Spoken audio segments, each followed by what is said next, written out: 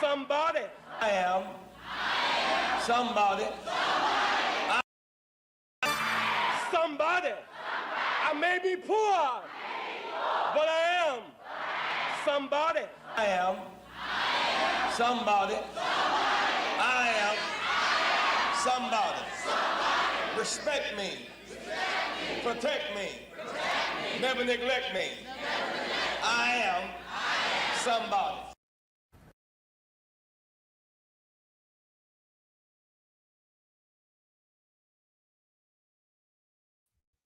What's good, everybody? Welcome back to Don Don 773 TV. You're in a place to be. Yeah, if you're new here, please like, share, subscribe. Drop in the comments where you coming from. So we want to start off today's live. First thing first, I want to say rest in peace to Reverend Jesse Jackson. Condolences to his family, his loved ones, and everybody whose life was touched by his work. We just saying that I am somebody clip. That's a speech we all heard growing up, coming up in the Black community. That was real empowerment. That speech meant so much more than that African American time. One more time. I may be poor, but I am somebody. I am somebody. I am somebody. Respect me. Protect me. Never neglect me. I am somebody. Yeah, so rest in peace to Reverend Jesse Jackson.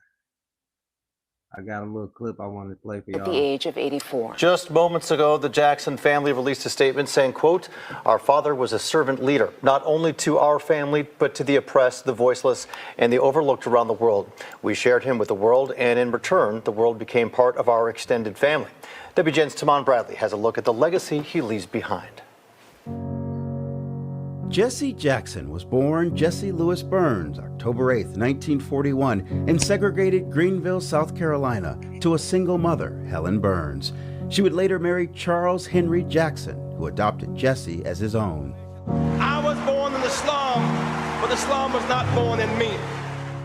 Jackson's leadership qualities started to bud as a teenager, finishing 10th in his high school class. He went to the University of Illinois on a football scholarship. After 2 semesters, he transferred to historically black North Carolina A&T in Greensboro. It was the summer of 1960 when Jackson would stage his first act of civil disobedience. I was 19 years old. I was arrested with 7 classmates. I think when I went to jail the first time, like I was born again. Something happened within me. A fire was lit that never went out, really. While organizing sit-ins and marches at school, Jackson met his future wife, Jacqueline Brown. They married New Year's Eve, 1962. I didn't know what he wanted, what he was going to be, but I wanted to be with him as he became whatever he was going to do. The young couple soon moved to Chicago, where Jackson would study at the Theological Seminary. Next, a chance meeting with the man that would become Jackson's mentor. I met Dr. King in the airport on the way to get his Nobel Prize. Now is the time to make real the promises of democracy. Dr. King asked Jackson to join the Southern Christian Leadership Conference, a civil rights organization that used nonviolence to end racial discrimination. The two became kindred spirits in the fight. In 1965, Jackson was marching for voting rights in Selma when his eldest son, Jesse Jr., was born. The time away from his family took a toll. What's your biggest regret? I didn't spend some time I wanted to spend with my children. And I had such notoriety at such a young age. To go to a movie or go to a public place, all the attention shifts to me away from them. One chain store has 12,000 employees. Reverend Jackson returned to Chicago to head up Operation Breadbasket, but he remained a part of Dr. King's inner circle. In April of 1968, they traveled to Memphis. Jackson was at the Lorraine Motel when shots rang out. The 45 my determination to do this the rest of my life, and I've not stopped since that day. Who are they? We just people united. Save humanity. In 1971, Jackson founded Operation Push, People United to Serve Humanity. The group later merged with the Rainbow Coalition. We must. So yeah, that right there is something a lot of us grew up hearing in classrooms, assemblies, just messages about self-worth and dignity. And before anything else, let me play the rest of this clip.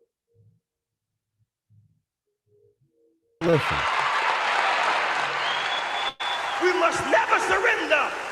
America will get better and better. Keep hope alive. Keep hope alive. Jackson changed the American political landscape with his groundbreaking presidential campaigns in 1984 and 1988.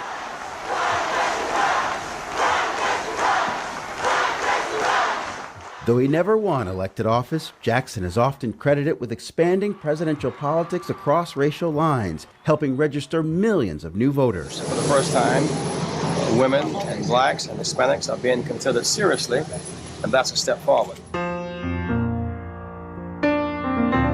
30 years later, tears fell in Chicago's Grant Park as Jackson watched the first black American elected president, Barack Obama, take the stage. I wish so hard for those who never got the credit for their investment of money, of blood and time could have been there, and so I wept with joy.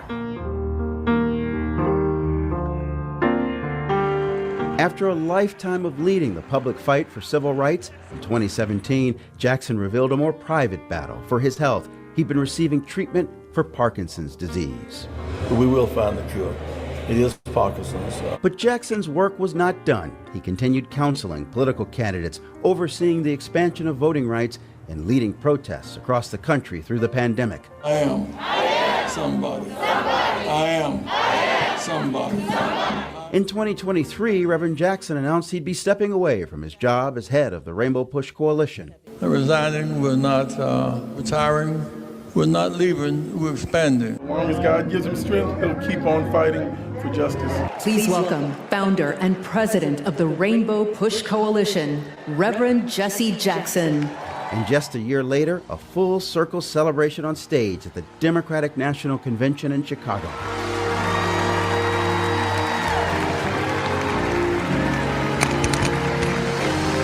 Part of Jackson's lasting legacy, his unending work towards greater equality for all people. It's how he said he wanted to be remembered. I served as faithful as I could, for as long as I could, make life better for people around me and try to leave an imprint in the sand of times.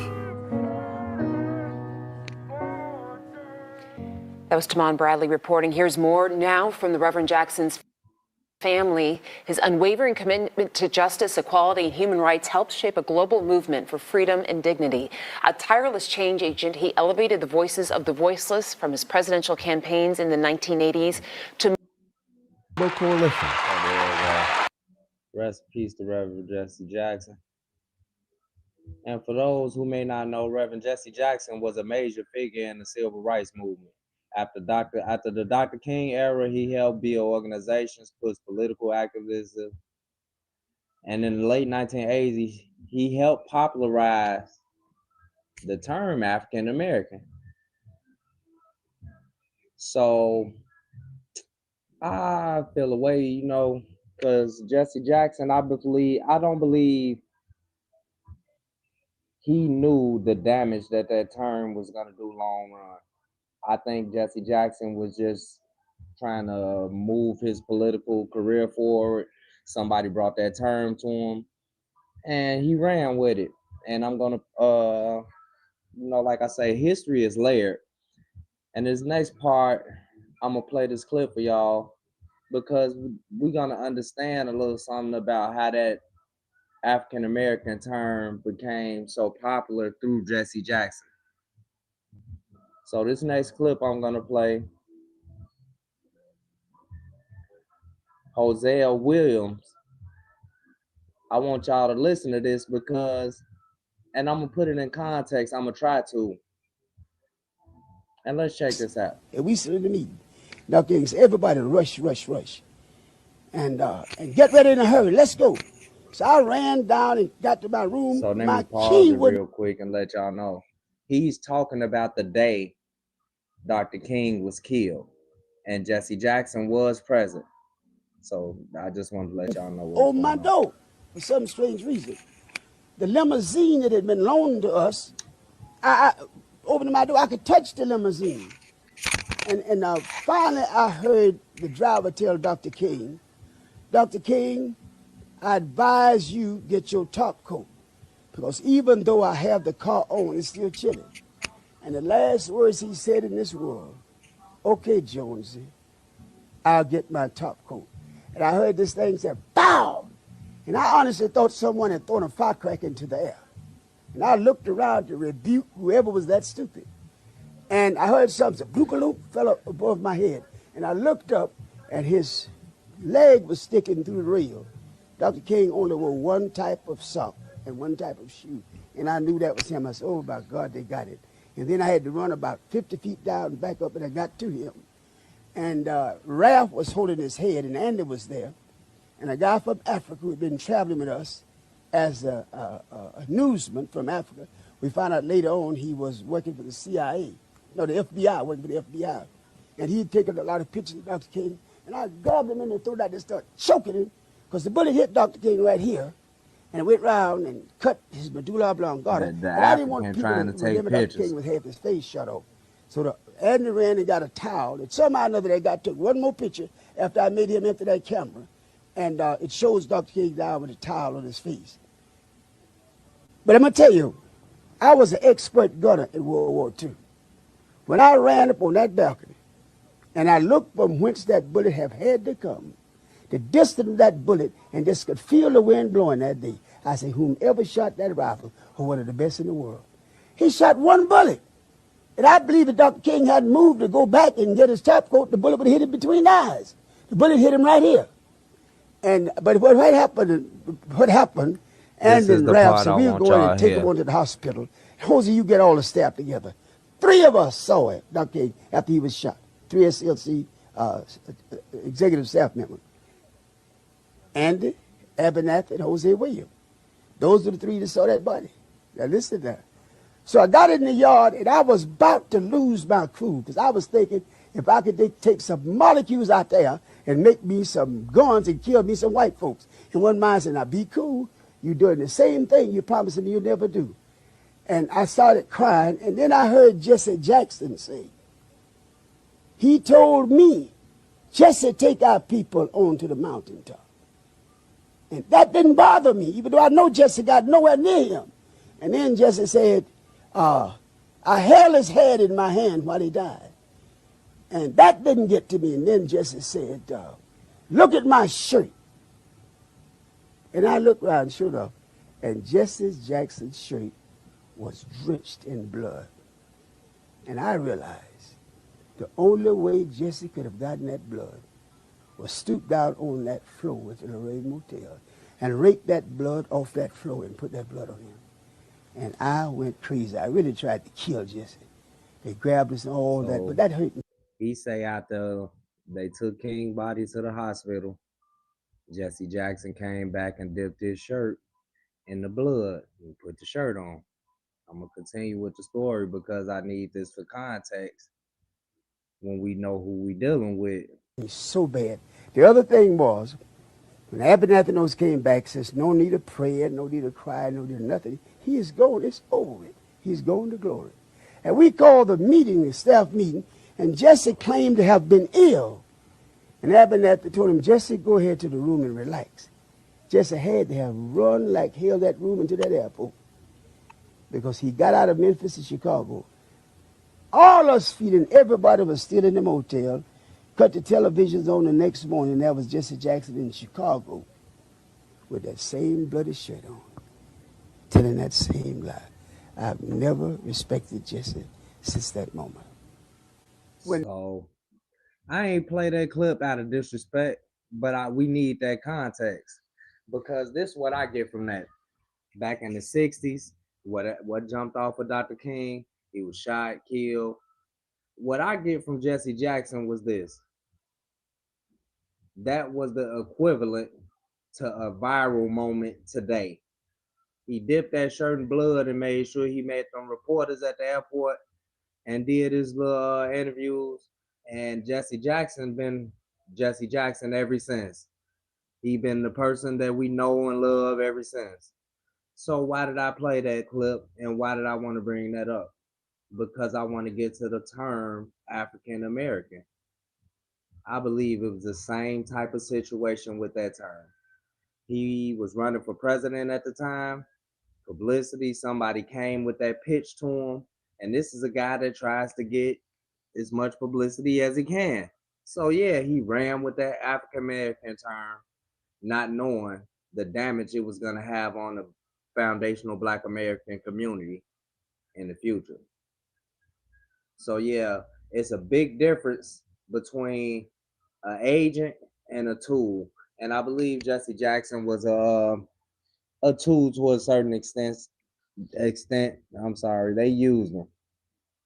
And he didn't see it. But you know, his good overpowers the bad, and we gonna show love to Reverend Jesse Jackson. Yep. So yeah, that's been a story for a while. That's been going on in the community for a while about that shirt and blood and everything. And then another thing I want to add, they news outlets and things, they keep bringing up the Rainbow Push coalition, and not mentioning Chairman Fred Hampton. We got to mention Chairman Fred Hampton. Chairman Fred Hampton founded that movement. Reverend Jesse Jackson picked it up and kept it going. So yeah, we just want to pay our condolences to Reverend Jesse Jackson and the work he did out here.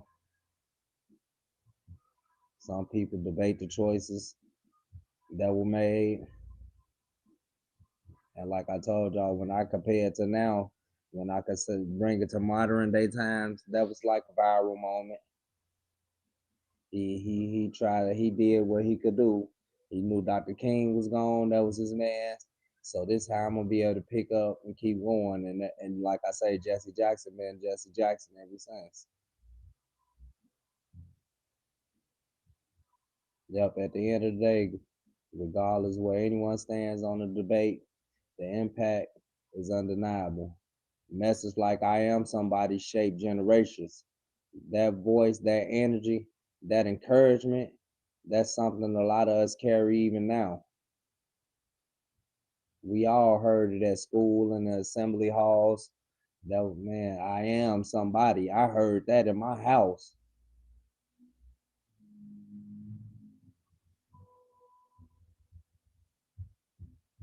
Yeah, so I think it's important to remember the legacy with balance. Recognize both the influence and the conversation that comes with it.